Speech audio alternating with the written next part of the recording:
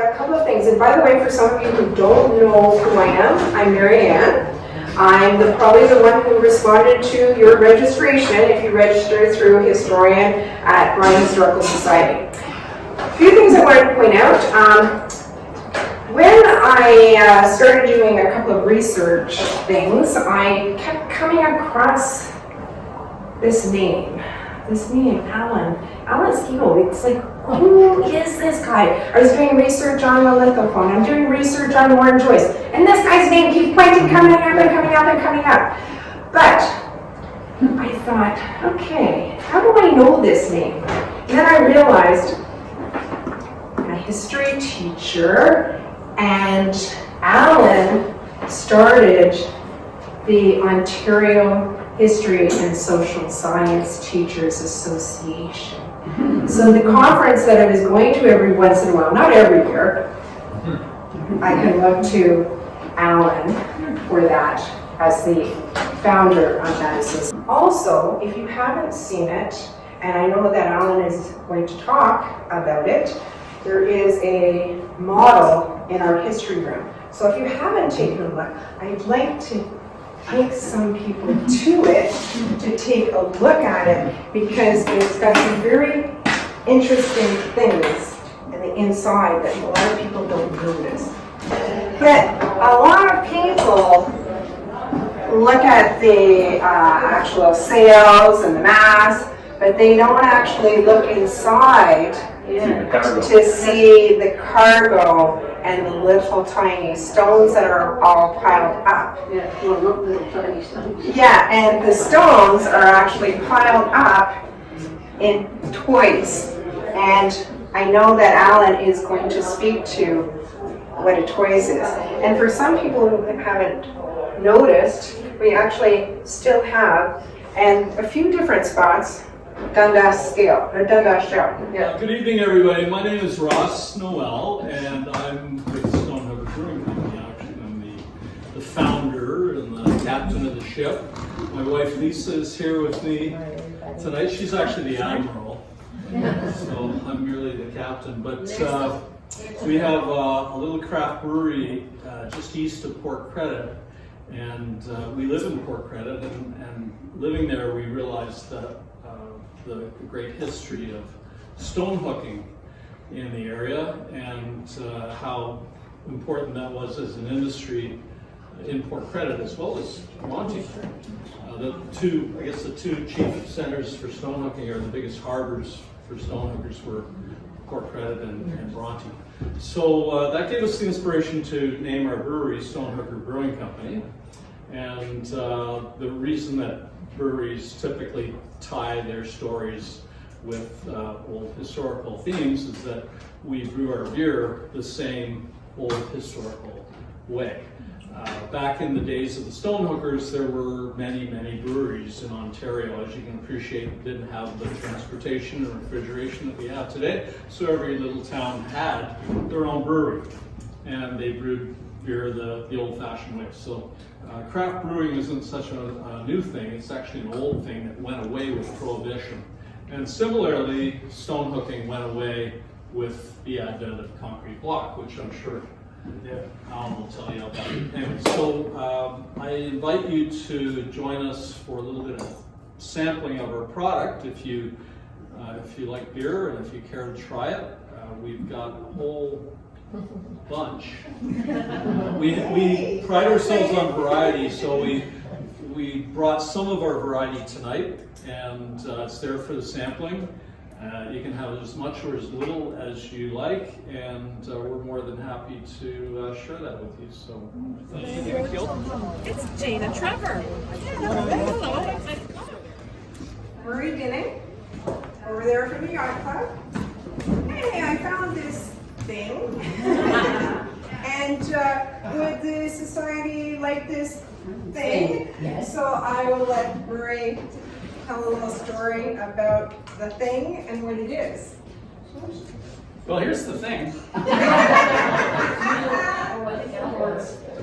don't know how old it is, but it predates the boat I bought, which was made in 1973.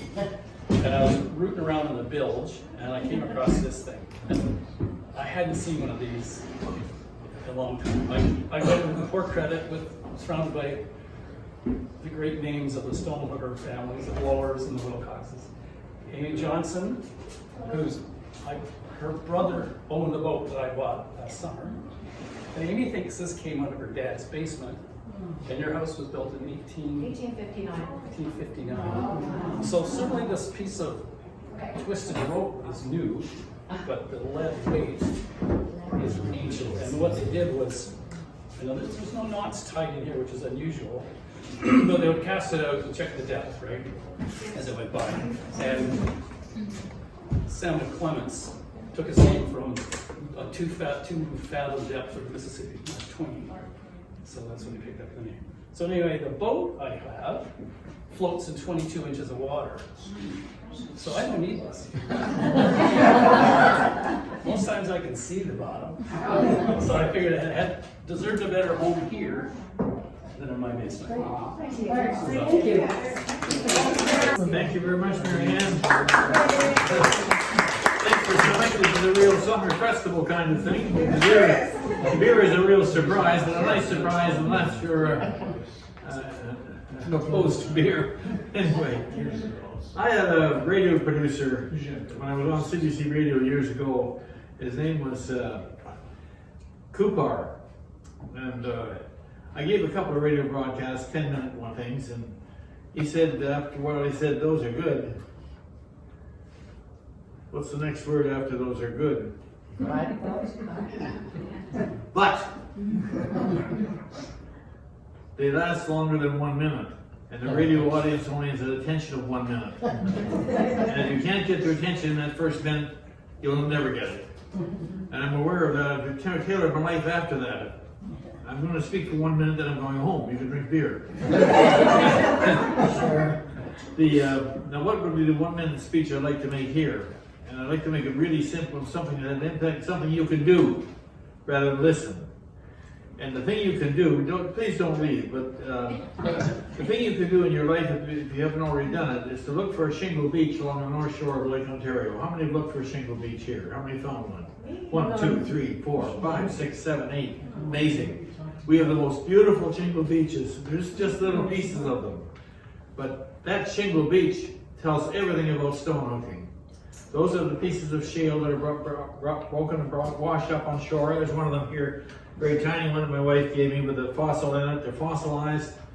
And that shingle beach is 450 million years old. It took 450 million years between then and now to form that beach, to form all this shale we talk about.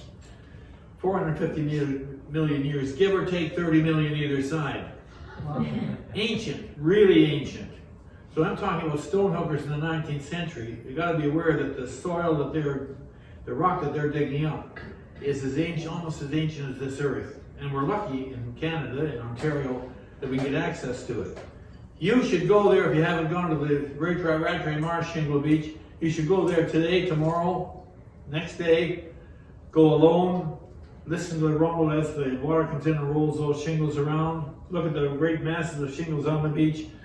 I don't recommend you take them, but we did take this one. They're fossilized, wonderful things, and as ancient as time, because this at one time was a lake. As a matter of fact, it was an inland sea. And in that inland sea, the mountains that were around North America were slowly eroded, little grain by grain, and washed into that inland sea, became mud, and mud, of course, compacted, becomes shale. And shale becomes a good building material. That's the intro. Okay, that's all I'm going to say about that. But maybe we'll long about 1 minute, but you have to go there. Now, let's talk about the whole idea of stonehooking. I don't want to bore you, because so many people know stonehooking, know it backwards and forwards. And there's so much literature on it now that really a speaker has a really tough time to speak. I would speak about the two things that are in this museum. This is really rare. This rake up above us. I've never seen one before, but if it is a real stonehooker's rake, and it looks like it, Sam Adams supposedly invented the thing. Really, I'm not too sure he didn't have a patent on it from somebody else. I think Sam Adams put a length on it, And the idea was to have this rake, and if they use it, in 6 to 10 feet of water, you could go down there and try to hook under the sheets of shale. Shale, by the way, lies flat and breaks in nice flat chunks. Put the teeth under it and then pull until you got the goddamn thing loose, and then you got to figure out how to get it on board a ship. I have a picture of, I'm going to circle this around, Stonehooking in Bronte. How many have seen this picture before? Go home. Or go back. Or go back out there, yeah. This really says it all. It's the most moving picture of stonehooking I've seen. Because it's got the little barge on the side here, the scow where they're picking up the stone. It's got the schooner all smashed up here, looking very derelict. And it's got 2 people. Likely men, although there was one woman that became a stonehooker. Who was she? Lower? Who was she? Anybody know? No. Emily's first name? Dickinson? Blower, Emily Blower. She became a stonehooker because her husband died and left her with 8 children, all under 16. That's a good way to get out of the house. And no private support, no government money coming in to help her out. She had to think, what the hell am I going to do? And Emily Blower decided, I'll do what my husband did, I'll become a stonehooker. And she did. And one of the men I actually met, one of the Hare family, said that Al Hare remembers Emily Blower stonehooking off the shore of, could be anywhere along here, in a great big black dress, which blew up as she got in the water, up to her hips in the water, with her kids, oldest being 16, helping her load these heavy rocks onto a scow, and then later onto the stonehooker itself. Real heroic woman, and all of her boy children became stonehookers. Their names are there. So that's an important, this is Bronte Harvey where this was photographed. Okay, what do we need? You need this thing up above here. You need a sledgehammer, you need shovels, you need good health, and otherwise you go into stonehooking. How much does it cost to do stonehooking? Doesn't cost a cent. You can dig it out of the lake, take as much as you want out of the lake, it's free land, do whatever you want. So the goods are free, or were free. And the people that did stonehooking didn't have any fixed costs except for these small things, plus a schooner, or a derelict type of ship, plus a small scow, plus maybe a couple of things to lift rocks with, to help you lift them. You didn't very much to do it, you didn't need very much to do it. And you load these loads of rock by hand from the bottom. Well, there are 3 ways to get it. One is on shore. The shale underneath us is tiered up on the shore. Right underneath us is the same kind of shale, right underneath this house. It was easier to get the stuff from the shore than from the water. So the first stonehookers came to shore to take the stuff. And they took a lot of it, a hell of a lot of it. Too much of it. What happened? Erosion, yeah. The poor farmers were losing all their land. Matter of fact, some corpses floated out of the lake from, I think, off Marigold Point in coffins because the stonehookers had taken the land away. One of the major parks in Port Credit, Saddington Park, they had to bring in all kind of landfill to stop the river from eroding any further. The stonehookers had taken so much. It was free. And there's nothing much else to make an income. If you had to make an income, you could sell grain and handle grain, and Bronte did handle a lot until Port Credit took the grain trade away from them, and suddenly Bronte went from a population of 500 to 200, just like that. That's when they went heavily into stonehooking. Now, if you load the ship up from the shore, you can load the ships up really quite easy from the shore, I guess. Next step was to get the stuff that's in the water. So you're in water up to your waist, not very deep. Trying to lever up these big rocks. How big would they be? This baby here would be monstrous. But it'd be close to really big. This would be worth a lot of money if I get this one on board the schooner. Why would this one be worth a lot of money?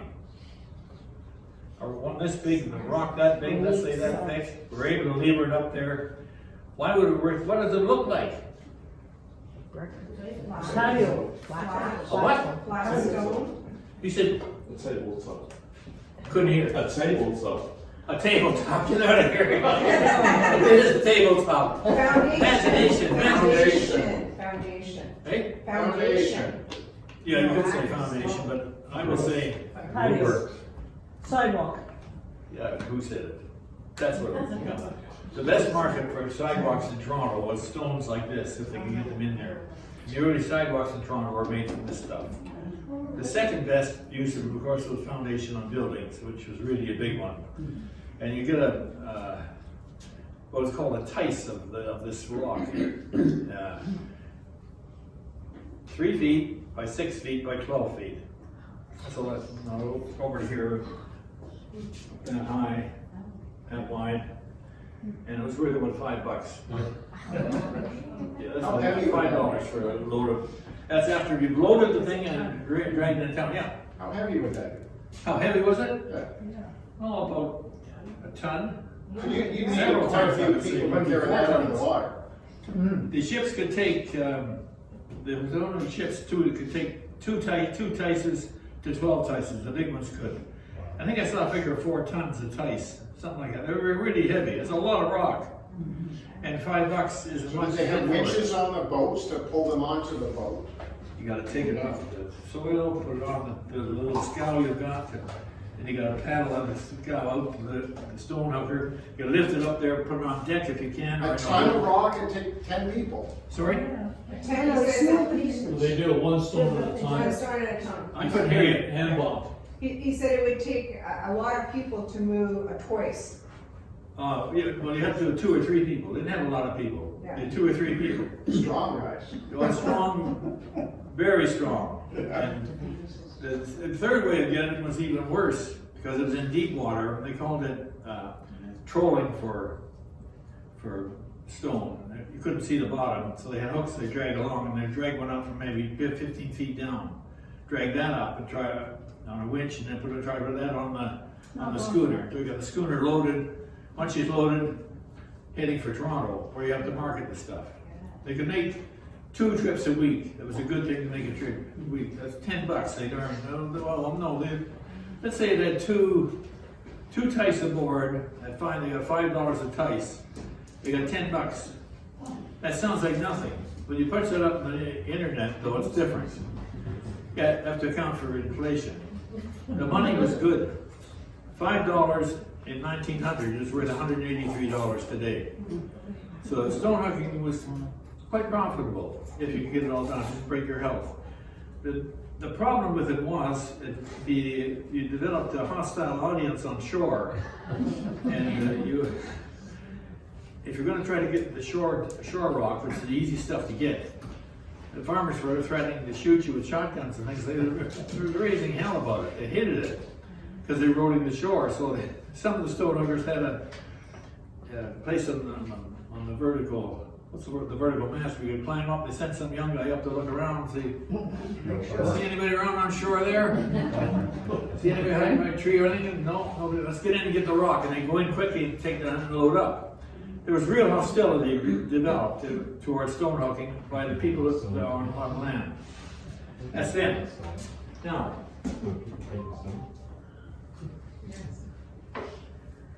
oh yeah. Where do these schooners come from? They had these beautiful schooners that the stonehookers could buy. They bought them cheaply. Why did they buy them cheaply? Because the age of sail was ending. At the end of the 19th century, motorized ships were coming in, motorized boats. Schooners which were a dime a dozen. Lake Ontario seemed to be full of schooners in the early 19th century. And they were, by the close of the century, they were being phased out and sold out. So some of these beautiful schooners were sold to stonehookers, and the stonehookers, it's not their fault. They had to wreck them because the load throwing his stuff on board ship all the time just raised hell with the fine cabinet work of the ship. And it also led to problems with the sails. The sails were usually pretty ragged. They don't show you a sail here, but they talk about them being, the sail being invisible. You couldn't see it for the patches because they had to patch them. Now the adventures they had were pretty big time too. One of the real sad stories on Stonehooking is the story of the little boat called the Pinta. How many have heard of it? Oh good, 3 of you get out here and speak then. The Pinta in 1882, November I think, cold winter coming on, 3 guys, the Quinn brothers and us, Howell, decided they'd make a run for Toronto with a load of rock. They didn't make it. They got as far as Marigold Point, and a wind blew up, and there were people who were making a roof on shore, shingling a roof with shingles, and noticed the clouds cleared for a second. They saw the Pinta, clouds came over, and the clouds opened again. There was no more Pinta. It was gone. It sank. It down. It flowed with a rock. It went down like a rock. And the men on board, the Quinn brothers and Howell, no sign of them. They searched for them for days. They never found the Quinn brothers at all. They were gone. Never at all. They found Bus. They found him near Hamilton, and suddenly he was frozen solid as a rock under the forts of the little scow that they had.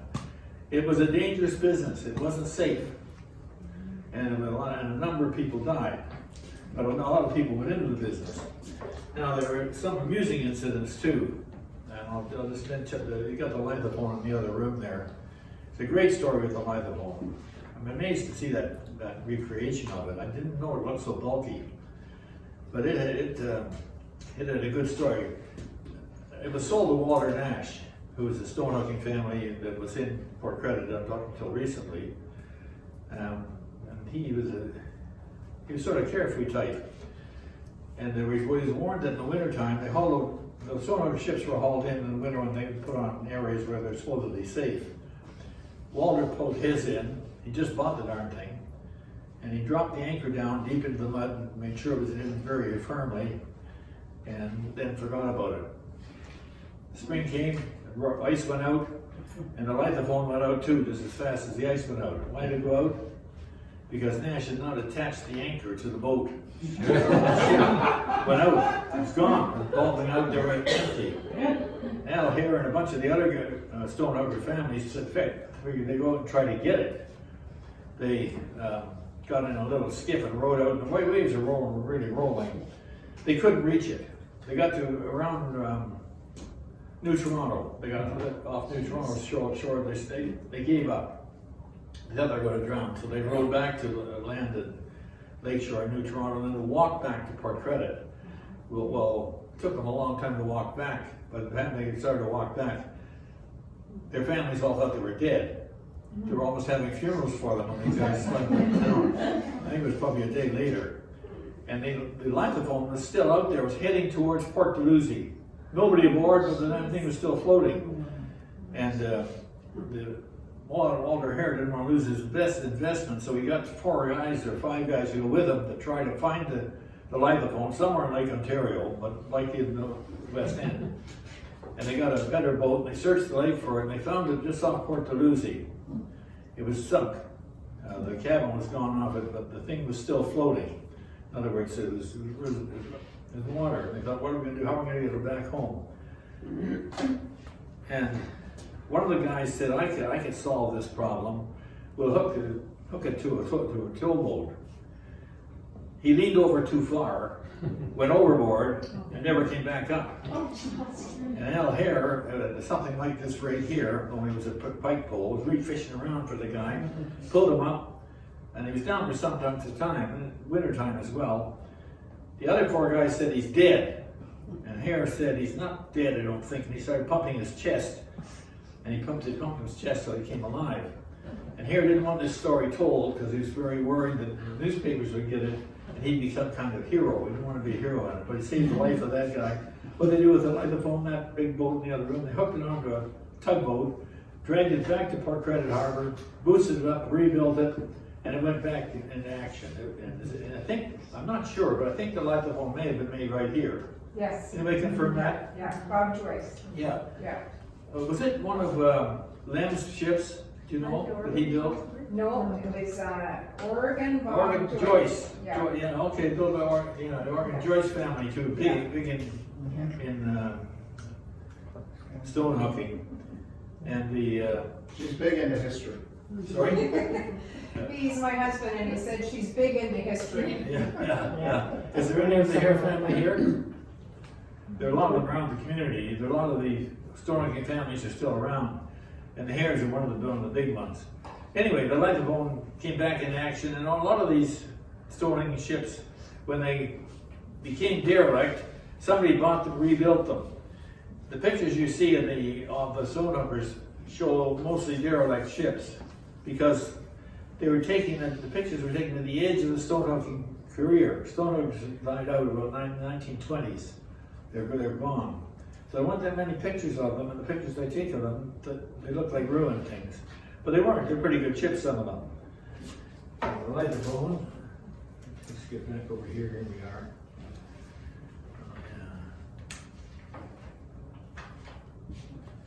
Oh yeah. Now here's another thing that you can do if you haven't done already. And I'm not kidding you. If you want to really enjoy the life of sail, consult Schooner Days. How many have consulted that? Never heard of it? Oh, good, at last. Only 3 people heard of it. Called Schooner Days. There are stories written by a marine historian by the name of Snyder. He worked for the Telegram. He started to write stories about the schooners in 1931. And he wrote stories right up till 1956. And his writing is really good, and there are so many good stories of each schooner. Each schooner seemed to have a personality when he wrote about it. And you get them all on the internet. When you go home here tonight, remember Schooner Days or remember Snyder. You punch it up, pick a story at random, and you'll be sucked in. The stories are nice bathroom reading if you get something to bathroom. And he was really a historic person. I brought one of his stories with me here, The Last of the Stonehookers, and he lists the last few Stonehooking ships that were operating, and had a story for each of them. And the stories, let's see this one. Oh yeah, the schooners were often used for other purposes. One of the famous ones is called the Bark Swallow. It spent most of its time dragging soil, digging, putting it into the area where the Don Jail is. That's where it worked there. Other schooners that are still around were sold and filled with cement as buffer, like in Port Credit where we have a big ship in the harbor. They used to take old schooners, fill them up. And they did something else with old schooners in the 1920s. Can you tell me what? Rum running? Somebody can. Rum running? I hear a voice, but I don't see any name. Rum running. Rum running, maybe. Burning up? Rum running. Oh, yeah, the crime side of it. Yeah, that was a big thing. Rum running was big time, big time. And the fishermen and the stonehookers did run rum in a system of picking up from our own distilleries. Goodham and Warts would sell rum to them, sell liquor to them, as long as it's not to be sold in Canada. Talk about crazy. That's what was crazy. And the big rum runners, like the man by the name of Hatch, have you heard of him? I hope there's no Hatch here, I hope. It's a big name corporation now, the Hatch Company. It began as a rum running company. And the idea there is stonehookers are really good as rum runners because they could dump the liquor off in ports and weighed down with sacks and then drag it up later on. And there was big money in it, but not all of them were crooks. They weren't all crooked like that. Many stonehookers' families were WCTU, Women's Christian Temperance Union. They didn't drink at all. They'd be offended probably if they came here tonight. Now, I also pulled out another interesting point here. I thought, here we are. What do we need?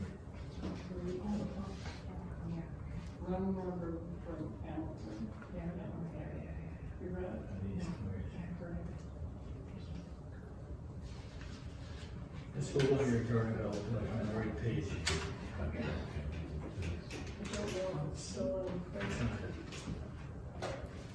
That's why I wanted the paper clips. Separated. That's the last this one.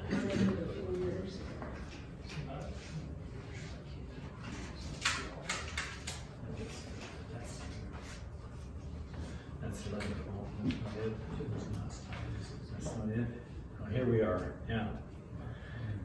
These are Stonehooking families that you may recognize their names, because the names are still around our area. Blakely, Block, Blower, Cabin, Dorland, Hare, Harrison, Joyce, Lind, Miller, Nash. How many of them remember some of those names? Quite familiar.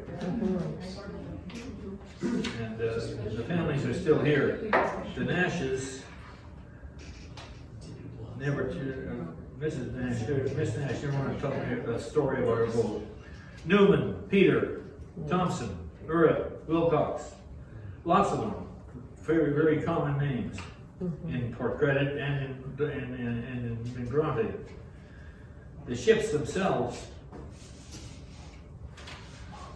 had really classic names. The Wood Duck was the first stonehooker, 1822.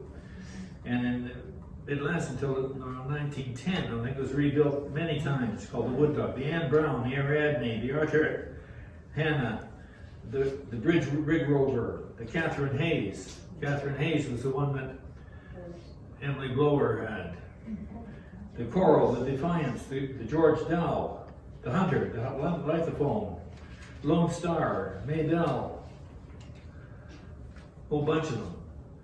The Mary Ann, the Mary Fair Ferguson, the Maud, the Olympia, the Rapid City, the Reindeer, the Pinta, the Lillian.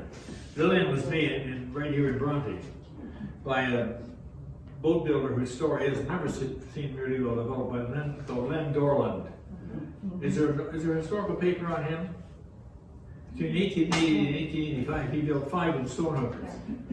And he was a Stonehooker himself. He built the Newsboy as well, and it was made here in Bronte. The ships that sink, a lot of the Stonehookers are still offshore here. The wrecks of them, if you want to look, you probably can find some of them even now. The Augusta, the Bark Swallow, the Brothers, the Coronet, the Jesse Drummond, the Maggie Hunter, the Morning Star, the P.E. Young, the Pinta, the Sampson, all gone. Now, I was trying to document how many people were dying stonehooking. I got a few names. Robert Crosby, Byron Dorland, William Dorland, Howard Gilliam, Bill Hutchinson, Joseph Howell, Alex Mason. Any connection? No. No? John Newman, Frank Nixon, Joseph Quinn, William Sargent, Richard Walker, Jason Quinn, Bus Howell, who was found frozen under the thwarts of the Pinta's boat. They all died. And a lot more. I've just got a few of them there. Now, ask me what you want now. Anything about stonehooking, anything that you know that I don't know. I have a question. Well, My question is, what was the relationship between the stonehookers when they came on shore to the rest of the community? Stonehookers then? When the stonehookers came back on the shore, and the farmers are still angry at them, Yeah. what was the relationship like? There was bad Yeah. tension. It was very, very tense. So those Whether there were communities fights were- or not, I don't know, but they felt separated from each other. They They didn't farm. I did mention one other, glad you mentioned that, because the stonehooking boats and ships, when they came back to Bronte, couldn't come empty. What would they come with? What would they fill them with? Fish. Horse manure. There were 100,000 horses in Toronto. The Stunk with horses. No, I don't mind the smell of horse manure, but some people probably do. But they had to fill the Stonehooking boats with horse manure, and they could sell that to farmers, so the relationship could develop there. But it's questionable. Alan, maybe I missed it. Did you mention the 3 perch law or the 3 rod law? No, I didn't. Okay, do you want me to? Eventually, the rural element had more clout in Ontario government than the Stonehookers did. They got what's called the 3 perch law passed. And that was a 50-foot law. You couldn't go within 50 feet of shore with a Stonehooking boat. Or else you got a fine was $50 if you did. I don't know how many were fined. I know they continued to sneak in to steal the stone if they could. I have a question. What do these people wear on their feet when they're in the water? Sorry? What kind of boots would the men have worn? Or that one lady, you know? I can't hear these damn hearing aids. That's okay, like, So, yeah. you know, it wouldn't be any fun to drop. I'm sure some of those stones must have dropped on people's feet. What Oh, were they yeah. wearing? Yeah, I'm sure they dropped themselves. Yeah, what did they wear? Hurt. Steel toe boots? What were they wearing? What did they wear on what type of footwear did they have? They wore rubber boots and hip waders up to here if they could get them. Yeah, the stones, you know, that, Yeah, and they had pretty lumpy feet. leather aprons. They wore a waterproof aprons as well. There was some protection, but not much. But of course, stone when it dropped in the water is not as heavy. The difference was between the water surface and the surface of the scow. That was the danger spot, but they had winches to winch it in there. I didn't read of any stonehooker dropping a rock on his toe, but I'm sure it happened. Yeah. Then they had to lift them back into the schooner, and they stopped putting them in the hold of the schooner. They put the rocks on the surface, like in Lythophone in there. You'll notice the Stonehooking rocks are on the surface. They're not down on the hold. Because it's easier to unload them there than have them in the hold. But also, what does that do to the ship? Makes it more top heavy, and they really were. It was chancy business sailing. Yeah.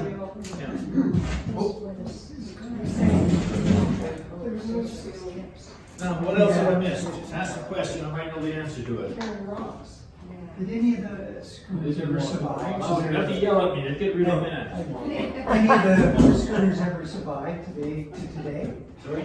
Any of the schooners have survived to today? That's a good. Any of the schooners survived today.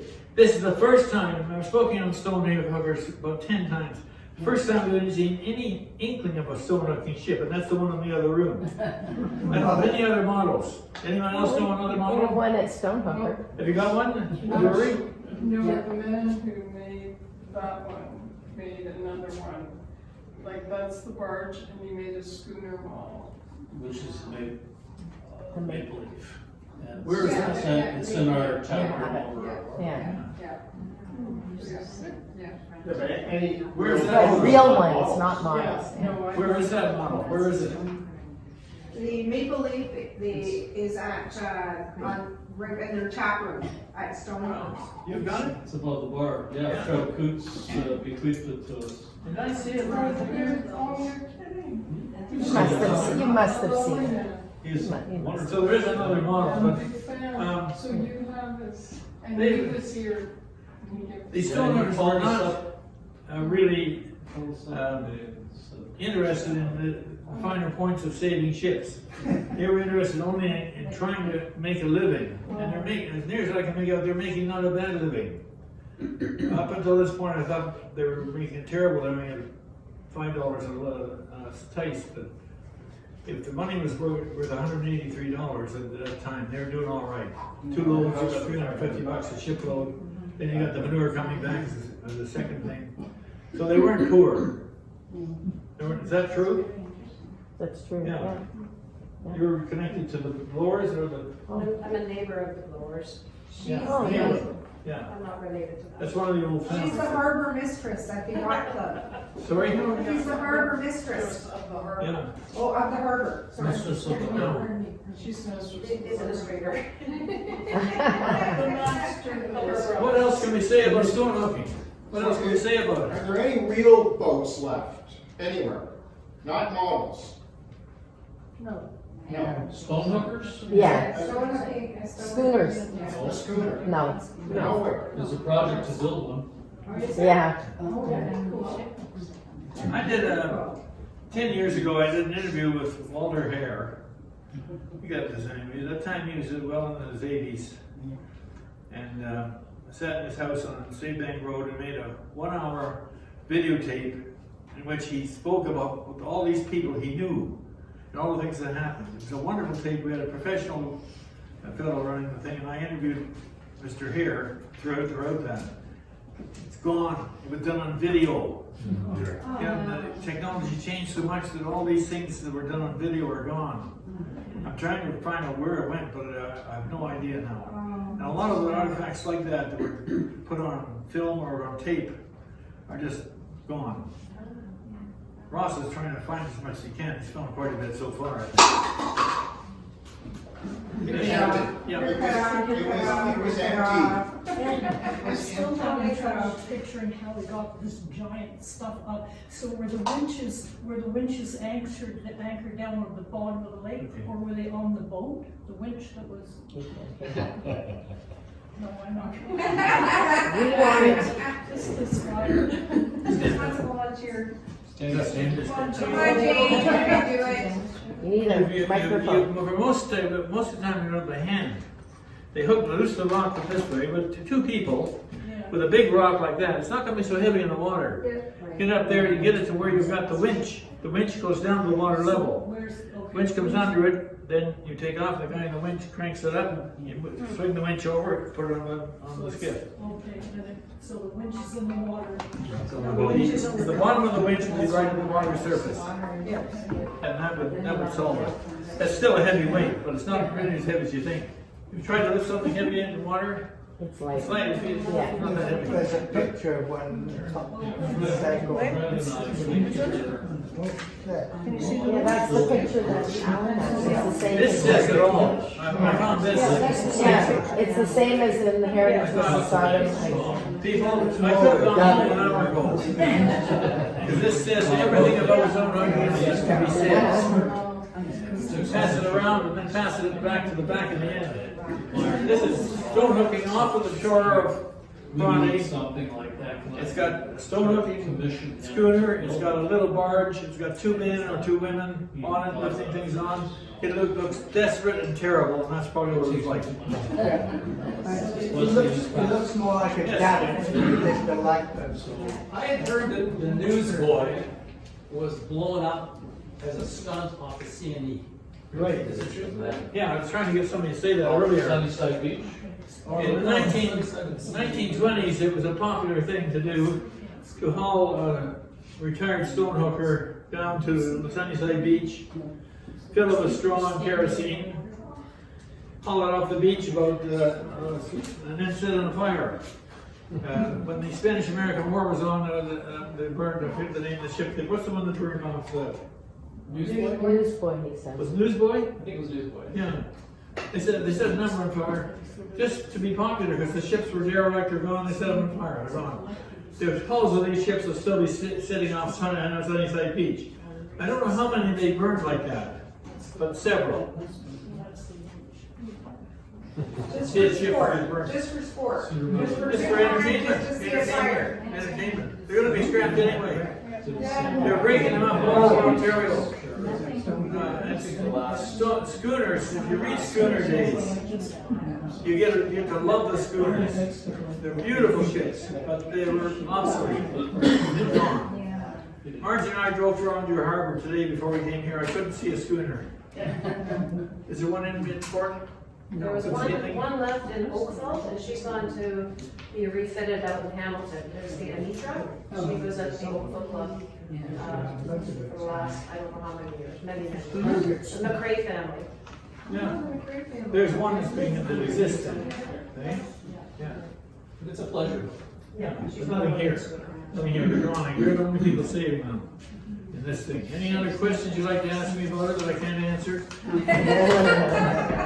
How many months of the year would they? No? Yeah, there's somebody asking. Question Oh. here, sorry, yeah, I'm dopey, I'm gonna get. You wouldn't know up the front. How many months of the year would they be able to do this? Because I mean, the wind and that, the cold. boats would be leaning over. Yeah. How many months of the year could they be able to do this? They weren't able to do it all in 12 months. They did it until the freeze-up came. Yes. And they're doing it in November because the Pinta was trying to make a last run to the city, but they went upset and those 2 kids were killed, 3 kids were killed. It was But you November. couldn't do it in the wintertime. The ice harbor, the harbor, Port Credit Harbor was filled with schooners in the winter. And Bronte Harbor had 40 of them here. There's 40 schooners in this harbor in the wintertime. 40 of them.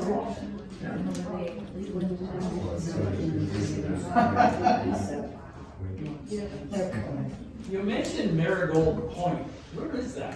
I missed what? Marigold Point. Yeah. Where is that? It's between Mississauga and Oakville. Let's how can I say? Clarkson. When you go straight down, that big turn occurs, I think it's where the big turn occurs in the Next Shore Road. And straight down out there, you'll find Marigold Point. Okay. And there was a graveyard there apparently at some point that it was eroded by stonehuggers and the coffins floated out. That's what it said in one story. Who knows if it's true? No, I think you should all get your rubber boots on and we'll all head for Rattray Marsh and you'll see that. If you remember nothing else about what we talked about, take that trip to Rattray Marsh and get that feeling for the age of the place we're living in, and our moment on Earth is so small compared to the millions and millions of years it took to form this stuff. Have you ever been to Coronation Park? Coronation Beach in Oakville? Is it a shingle beach? Yes. I haven't been to it. Where is that from here? You go along Lake Shore, past Third Line, and the park's just right there. You drive right in and it's got past it. All shingles. Yeah. Fossilized? Oh, yeah. No tents or barbecues.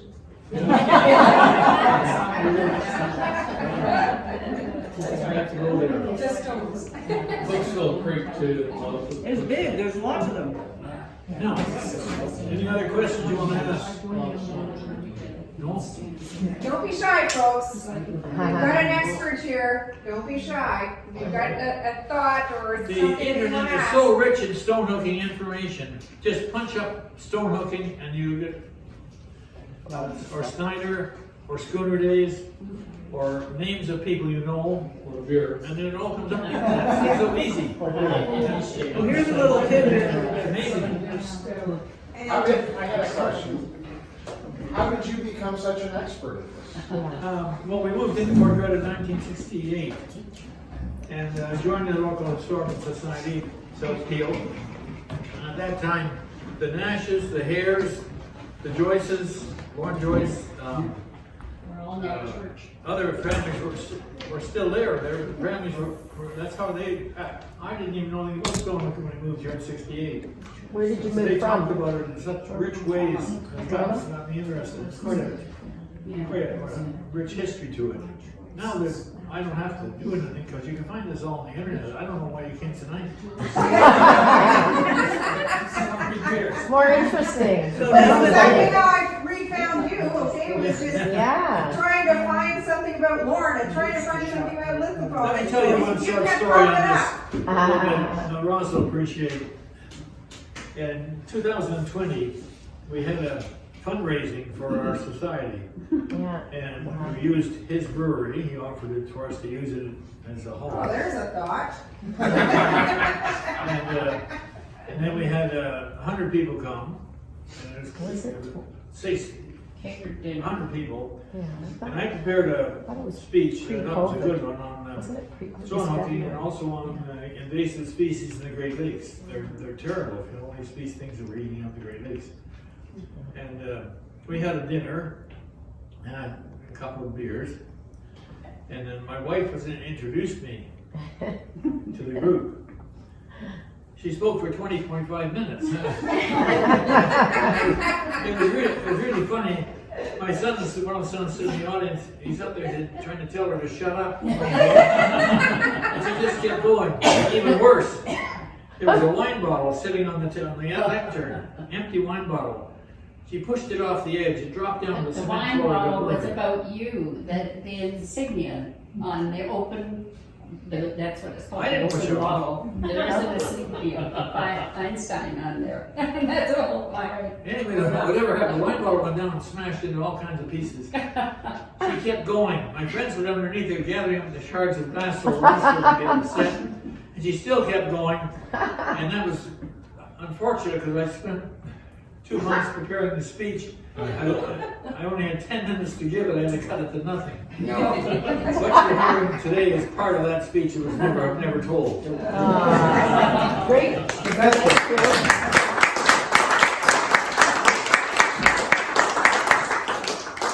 Thanks for coming, by the way.